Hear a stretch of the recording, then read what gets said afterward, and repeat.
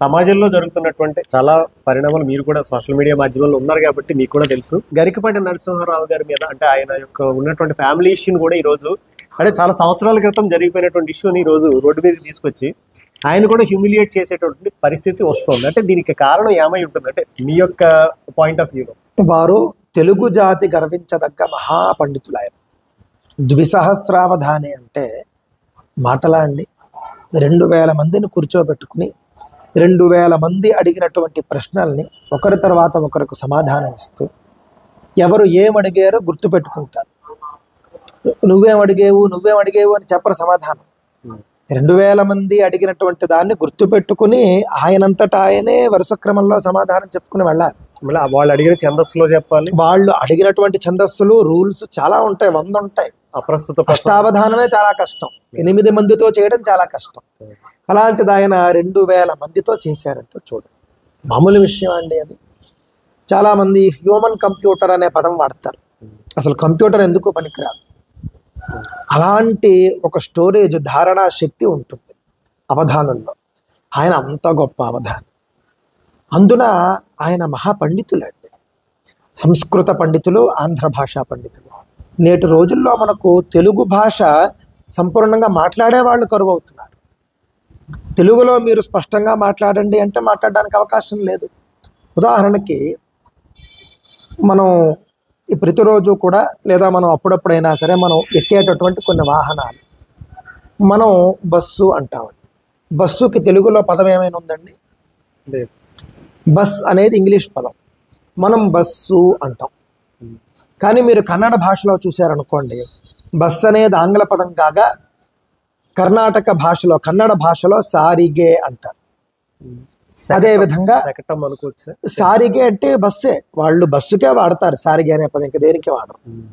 అలాగే మీరు తమిళనాడు వెళ్ళారనుకోండి, బస్ అనే ఇంగ్లీష్ పదానికి వాళ్ళు పేరుందు అనేటటువంటి ఒక పదం వాళ్ళు వాడతారు.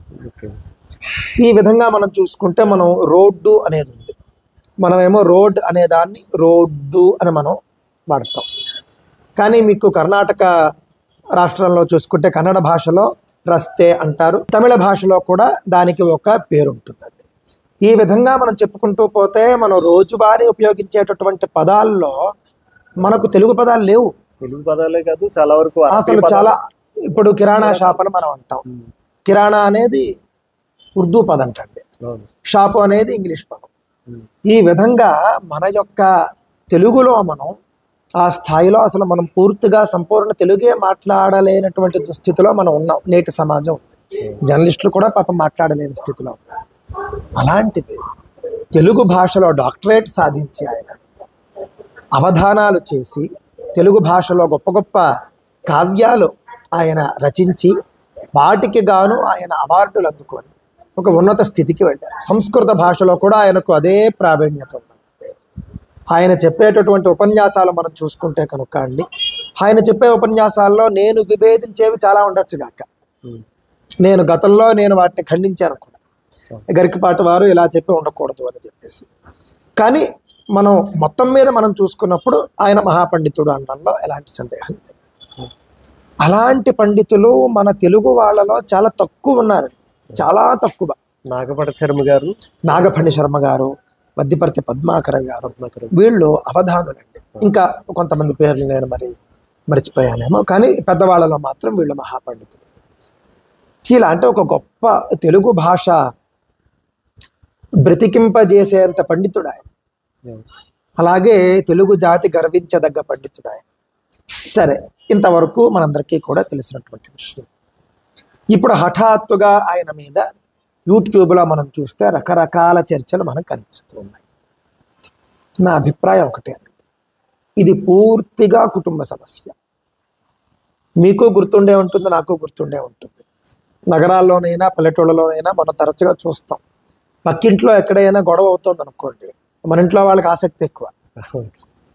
కిటికీలోంచి చూడడం, బయటకు వచ్చి చూడడం, అంటే ఏదో పెద్ద ఆసక్తికరమైనటువంటి అంశం, ఏదో ఒక దాన్ని ఏమంటారు, ఒక చరిత్రాత్మకమైనటువంటి సంఘటన చూస్తున్నంత ఆసక్తిగా చూస్తారు. అవునా కాదా అండి? అంటే ఈ మధ్యన ఏంటంటే బిగ్ బాస్ అనేటటువంటి ఒక షో వచ్చిందండి. అంటే టాప్ రేటింగ్ ఉన్నటువంటి షోల్లో అది కూడా ఒకటి. దాదాపు ఒక 7 సీజన్ల వరకు వచ్చింది. ఇది కూడా అంతే, ఇంట్లో కెమెరాలు పెట్టి అక్కడ జరిగే గొడవను వాళ్ళు టెలికాస్ట్ చేస్తారు అప్పటికప్పుడు. అవునండి. ఇదేంటంటే జనానికి ఇది ఆసక్తి, సరిపోయిన ఆసక్తి అనుకుందాం.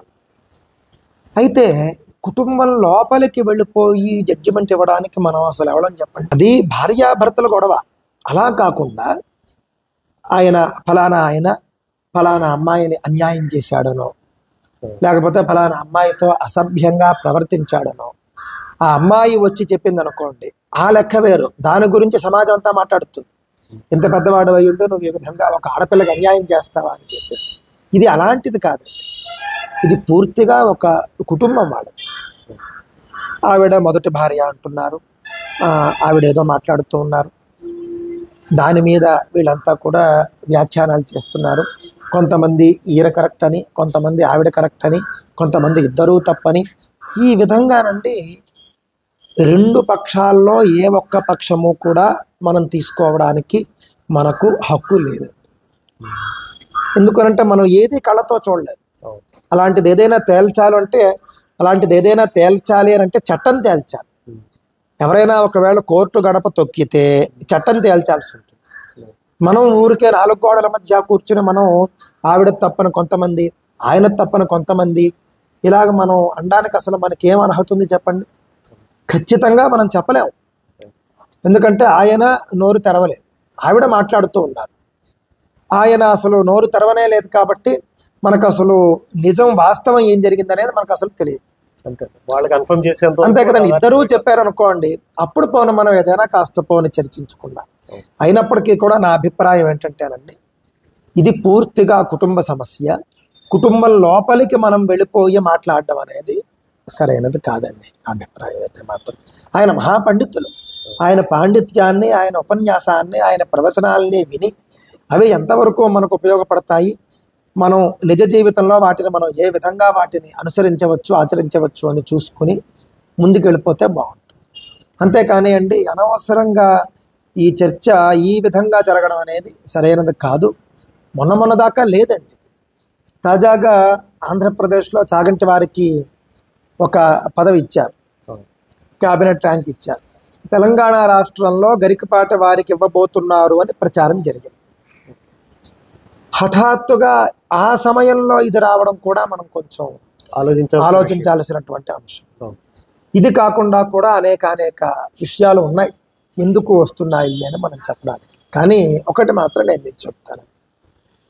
మీరు ఒక్కసారి యూట్యూబ్లోనైనా ఫేస్బుక్లోనైనా దీని మీద జరుగుతూ ఉన్నటువంటి చర్చల కింద కామెంట్లు చూడండి, అలాగే వాళ్ళు పెట్టేటటువంటి పోల్స్ చూడండి.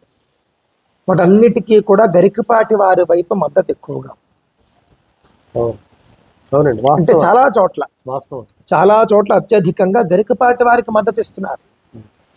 సాధారణంగా ఒక స్త్రీ వచ్చి ఒక ఆయన్ని ఈ విధంగా గట్టిగా ఆయనది ఆయనది అని మాట్లాడినప్పుడు సాధారణంగా సమాజం ఎటువైపు ఉంటుంది చెప్పండి? స్త్రీ వైపు ఉంటుంది. కానీ తద్భిన్నంగా ఇక్కడ ఎందుకు జరుగుతోంది మనకు అక్కడ అర్థమైపోతుంది. కానీ దీనిని ఇంక పొద్దున్న లేస్తే ఇదే పని అన్నట్లుగా చర్చల్లో పెంచడం. ఏమండి, థంబ్నెయిల్ చూస్తే ఒకటి ఉంటుందండి, లోపల చూస్తే మరి అంటే న్యాయస్థానాల్లో జరగాల్సిన జడ్జిమెంట్ వీళ్ళు సోషల్ మీడియాలో మనం చేయడానికి వీలు లేదండి. పూర్తిగా కుటుంబ సమస్యను కుటుంబ సమస్యలాగా మనం వదిలేస్తే మంచిది. వాళ్ళు చూసుకుంటారు. మనమంతా ఆసక్తి చూపితేనే ఏదైనా ఒక వర్గం మాట్లాడుతుంది. మనం పట్టించుకోలేదనుకోండి, వాళ్ళ పని వాళ్ళు చేసుకుంటారు. ఆవిడ కూడా వీటికి స్వస్తి పలకండి అని అన్నట్లుగా కొన్ని ఛానళ్లలో వచ్చింది. కావున ఈ యొక్క చర్చకు దయచేసి స్వస్తి పలకండి అనే నేను కోరుకుంటున్నాను. నేను ఇప్పటిదాకా నా ఛానల్లో స్పందించలేదు ఈ అంశం మీద. కారణం ఇదే, కుటుంబం లోపలికి మనం దూరిపోయి మనం మాట్లాడడం ఏమిటి? ఇది సరి అయినది కాదు కదా. అందరికీ కుటుంబాలు ఉంటాయి, అందరి కుటుంబాల్లోనూ సమస్యలు ఉంటాయి. కుటుంబాల్లో సమస్యలు రోడ్డు మీదకు లాగకండి. ఇది నా యొక్క అభిప్రాయం.